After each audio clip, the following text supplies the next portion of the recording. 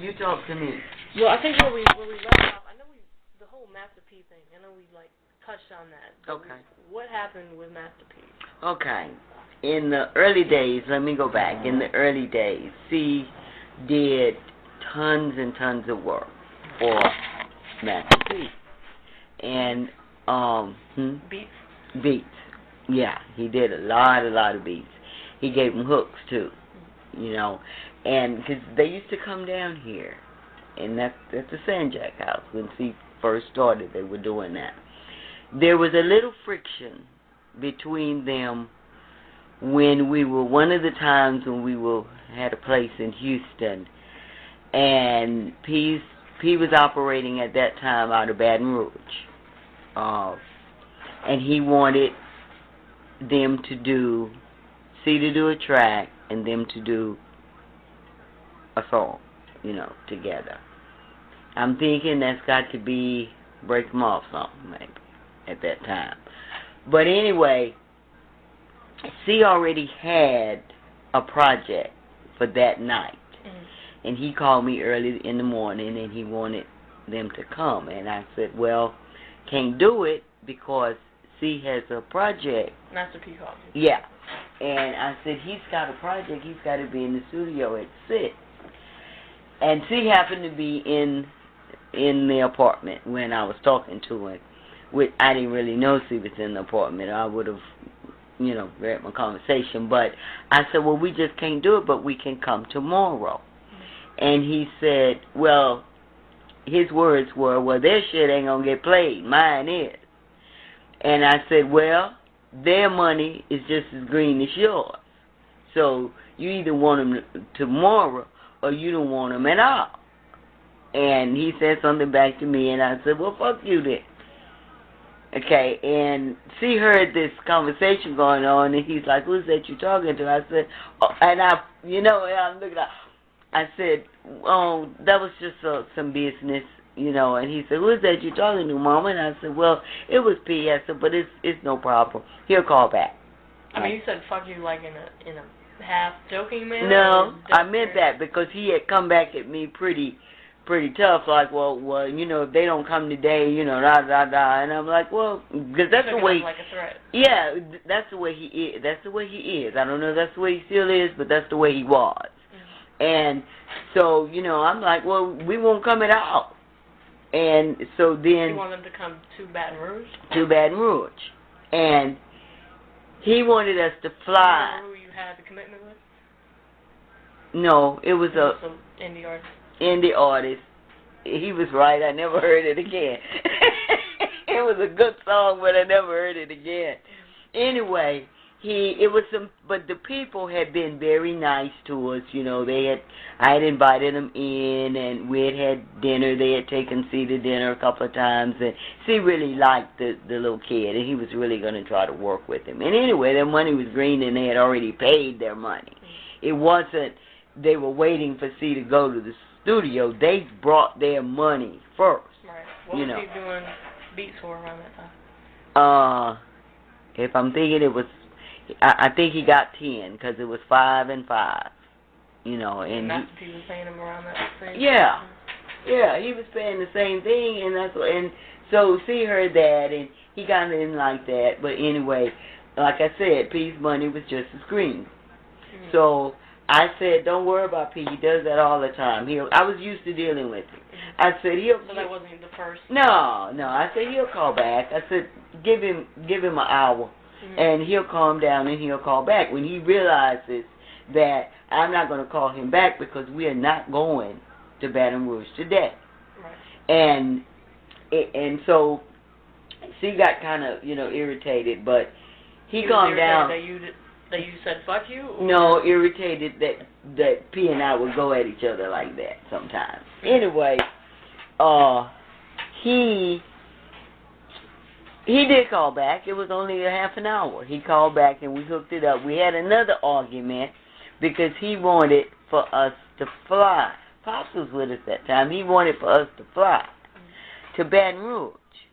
And I'm like, that's stupid. By the time we go all the way out, he was going to fly us out of Intercontinental. We're on the south side of town. gonna take us an hour to get out there. You got to be there an hour and a half ahead of time. Look, when you can go to Baton Rouge in 5 hours. So I'm like, no, and then all that hassle of flying.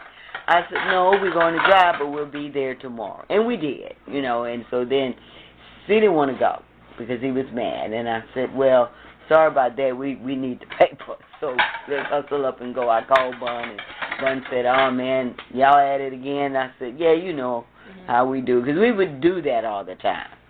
And we went, and, you know, thus and so. But that was a little thing, and You guys, Bun went too? Or yeah. Oh, yeah. Yeah. Needed the verse and everything? Yeah.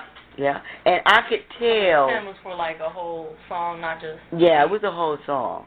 But I could tell that while we were there, you know, that he was standoffish. You know, he did the work, and he could do his best work when he was pissed off. So he did the work because he wanted to get it done and leave. You know, but we ended up staying 2 or 3 days because he ended up doing a lot of work. But he did that, but I could tell, you know, that there was that little thing. And I, for the life of me. You remember what record that was? I'm thinking it was Break 'em Off something. I'm really thinking it was Break 'em Off something. Do you remember, was it like his studio, like his home studio? It was at the big studio. It was on Interstate 10, right on Interstate 10. There was the Albertsons across the street, and his bank was across the street that way, and he had that big office. And the Residence Inn, it's changed names now, but there was a Residence Inn right next door, and that's where we stayed. And we were there for 2. But I'm thinking, she did 2 songs. Break 'em Off something, I think, was one. Because you recall, after that, and after that song, after they made that song, she used to always say that used to be the last song we would do in the show. And he would say, I took my song back.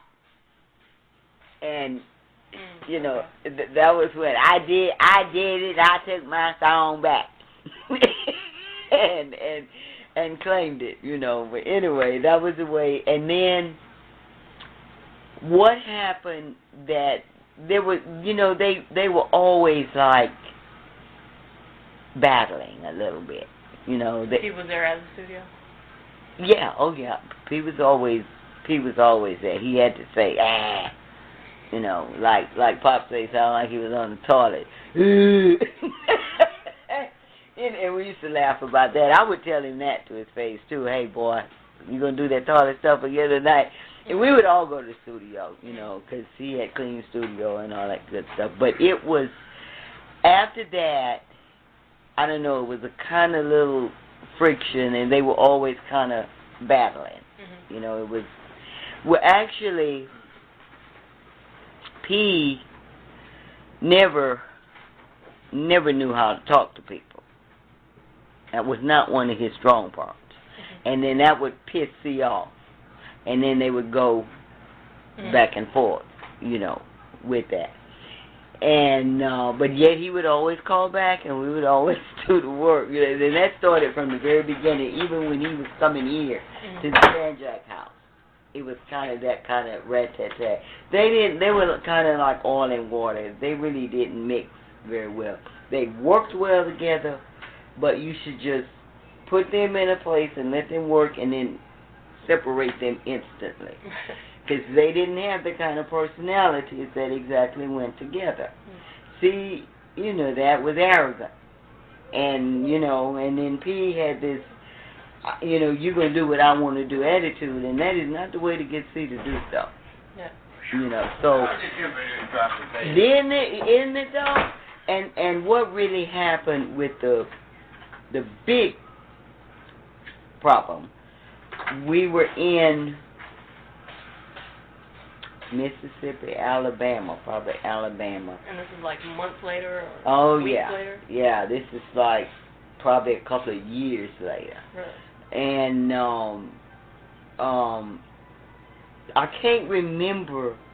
I'll have to find out. I'll ask Rand. But anyway, something went down, and he called me, and he was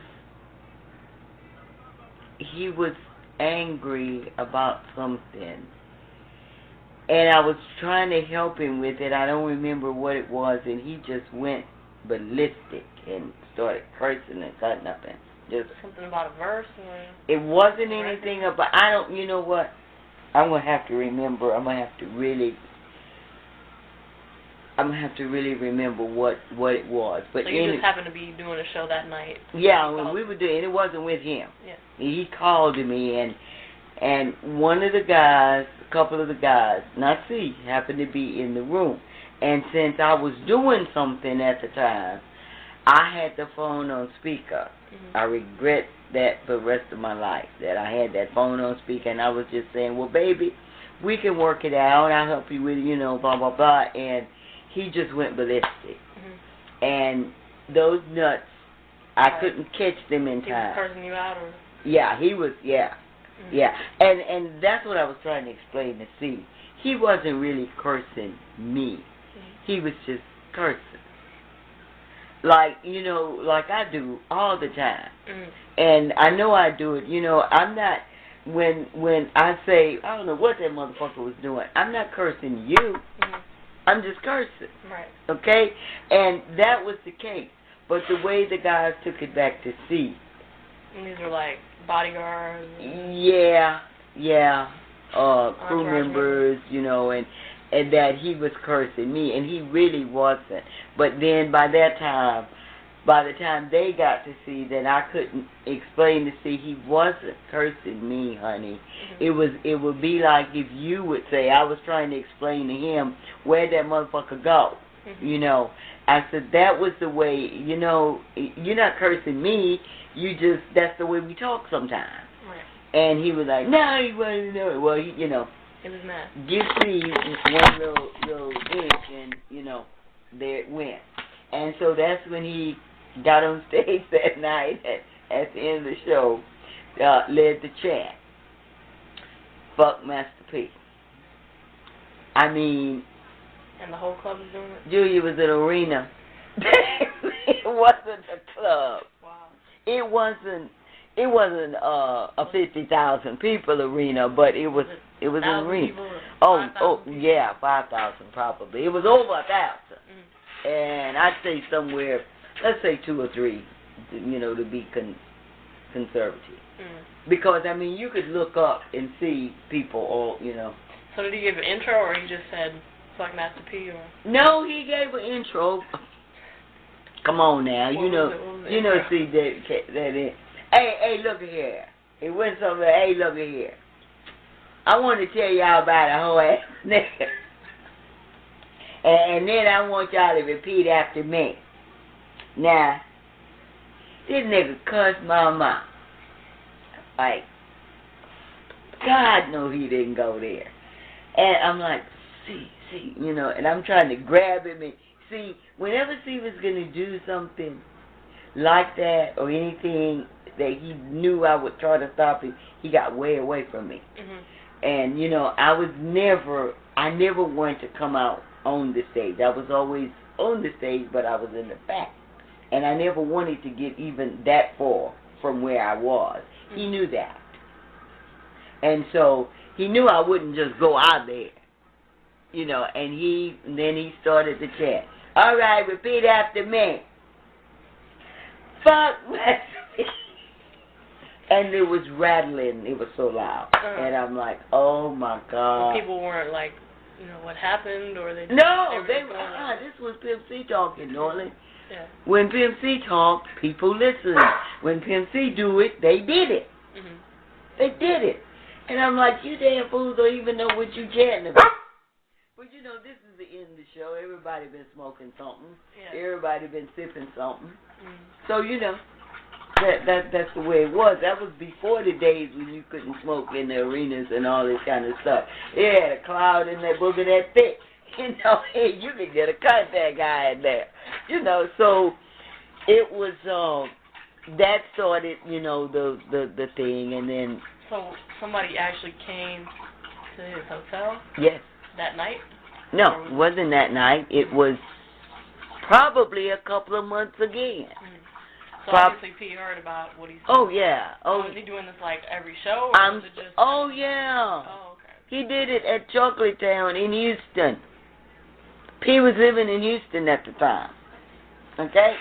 But then he went on back to Atlanta, and I thought they had talked. Or they had talked. But then I think for some reason, because P had actually stopped. And then So he did it like twice or like a bunch? Oh, he did everywhere he went. For a couple weeks. Let's say a couple weeks. And he went a lot of places in a couple of weeks. Probably 3 weeks actually. Maybe 4, I don't know. But I know they had talked, and he called P and told P, you know, my mama told me that's not the way that went down. And you know, man, I shouldn't have gone off like that. And, you know, I thought everything was cool. Well, I think we were doing, that was one of the problems with Ridin Dirty. That's why Ridin Dirty took so long, because we were doing Ridin Dirty. And C was in Houston to do some more work on Ridin Dirty with N.O. Joe. And I called him that day. And, well, we were living in an apartment, that's right. He left to go shopping. And I called him and I said, baby, I think I want to go home today. I'm going to go home. I said, do you need me? And he said, no. We were laughing. He said, no. Because, you know, God got me that room out there. I might as well just go and do that, Mama, you know. I'll be back by the time you get back. Room as in a hotel room? Hotel room, yeah. Yeah. But we had a place in Houston. Anyway, it was just a horrible, nothing went right. He was supposed to stay downtown, don't remember the name of the hotel, and they were overbooked. And so, they didn't call me. Job didn't call me, they called him and asked him what his second choice was. And he said Residence Inn. And they put him at the Residence Inn in Sugarland. I never would have put him out there because I knew that's where P was. And I really never would have sent him out there. But then I didn't know. That's where he lived? Or? Yeah, that's where he was living then. And so he went out there, and